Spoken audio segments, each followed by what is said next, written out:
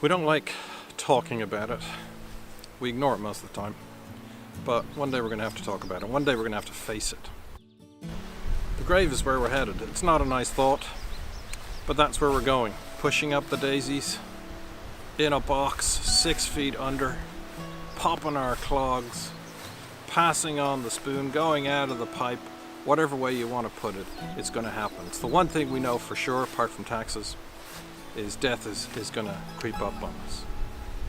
And a lot of people sort of find it hard to believe there could be anything else because, well, you know, you've heard it said, no one ever came back to tell us any different. Or did they? But what if someone did come back to tell us there's more on the other side? What if someone came back to tell us death isn't the end? This is the radical claim of Jesus Christ and the Bible. That death, in fact, is not the end, and that he came back to prove the point.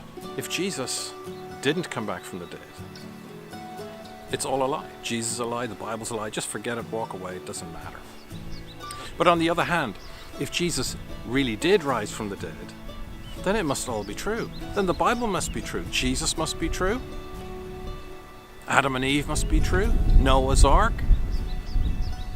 Turning water into wine.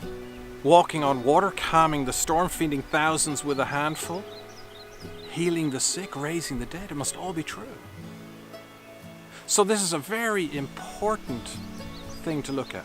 Did Jesus really rise from the dead? Jesus coming back from the dead has got to be the most significant event in all of history. It has changed the past, the present, and it will change the future.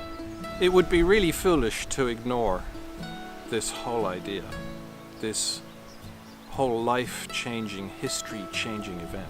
You need to make your own decision based on information that you can think about.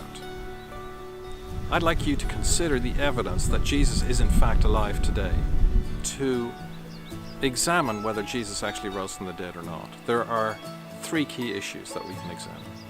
So, see you again in part 2.